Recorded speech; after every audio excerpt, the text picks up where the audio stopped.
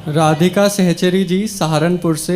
नाम महाराज जी, मैं सुबह से लेकर रात तक ऑफिस में होती हूँ। महाराज जी, क्या मैं शरणागति मंत्र का जाप शूज़ पहनकर कर सकती हूँ? और अब तक मैं ऐसा कर भी रही थी। महाराज जी, क्या मुझसे अपराध हो गया है?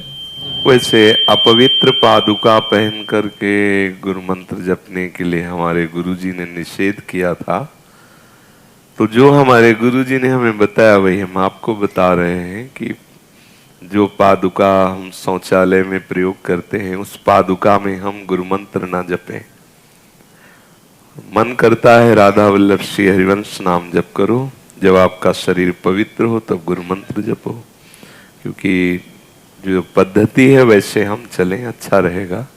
पद्धति के विरुद्ध ना चलें, नहीं तो हमने सुनाया है आप लोगों को कि चित्रकूट में एक बार मड़फा गुफा में थे वहां, तो वहां मंदाकिनी के बीच में देखा कि एक शिला पे एक मतलब कंबल ओढ़े हुए, तो ऐसा लगा क्या है। तो युगल किशोर से पूछा ये क्या है, तो बोले तो एक महात्मा है, तो रात्रि में यहाँ ऐसे अगर जरा सा चूक जाए तो मंदाकिनी में गिरे, ऐसा के तो उनके दर्शन की इच्छा हुई। तो जो प्रातः कालीन वहां से निकले तो एक केवल कंबल और लंगोटी, बस गर्मी का समय और कंबल ओढ़े हुए, एक लंगोटी कंबल बस। बड़ा शांत स्वरूप, एकदम चेहरे से ही भागवतिकता टपक रही थी उनके। तो पीछे लगे, हम कहा महाराज जी, प्रणाम किया तो देखा भी नहीं, उन्मत्तता में कहा महाराज जी आप जैसे गुरुजन यदि बात नहीं करेंगे तो हम लोगों को सतमार्ग का अनुभव कैसे होगा।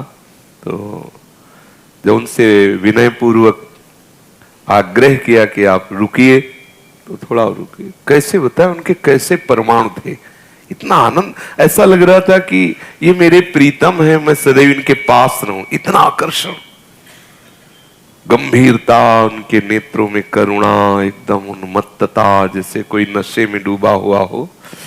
तो रुके, 1 मिनट बैठ जाइए। बैठे, हमने कहा महाराज जी पहली बात तो आप ये कंबल ओढ़े हैं, इतनी गर्मी है, तो उनका अभ्यास, ये अभ्यास बोले अभ्यास।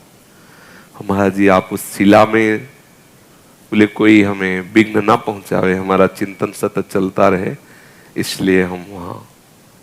महाराज जी भोजन कैसे? बोले जो भगवान दे देते, स्वाभाविक, ना भिक्षा करते ना किसी से मांगते, स्वाभाविक जो मिल जाता है। तो कोई ऐसी बात बताइए जो हमारे परमार्थ में हमें पुष्टता प्रदान करे। तो उन्होंने अपने आप बताया था। उन्होंने कहा कि जो नाम है वो निरंतर जपना चाहिए, जो मंत्र है वो पवित्र अवस्था में जपना चाहिए। यदि मंत्र अपवित्र अवस्था में जपा जाए तो विकार को बढ़ा देता है। ये उनके वचन थे। और शास्त्रों में भी पाया गया कि निषेधात्मक वृत्ति के द्वारा मंत्र आदि न जपे, जैसे आप अपवित्र हैं, जूठे मुंह हैं, ऐसे मंत्र आदि न जपे। पर उसमें ये नहीं लिखा कि ऐसा, पर उन्होंने ऐसा कहा कि ये कामादि क्रोधादि वृत्तियां उससे बढ़ने लगती हैं।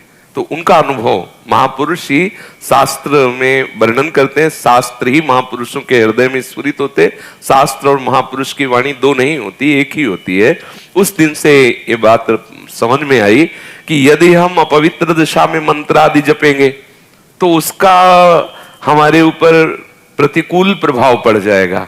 इसलिए हमें सावधान होकर ऐसा।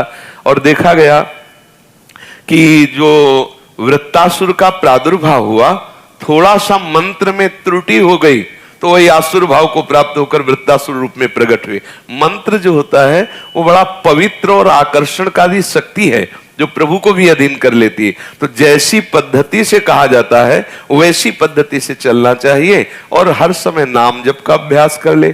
पवित्र है तो मंत्र चल रहा, नहीं तो नाम जप कर रहे हैं। इसमें हमें मनमानी आचरण नहीं करना चाहिए, तभी हमें परिपक्व अवस्था प्राप्त होगी, तभी हमारे हृदय में भगवदानंद का अनुभव होगा।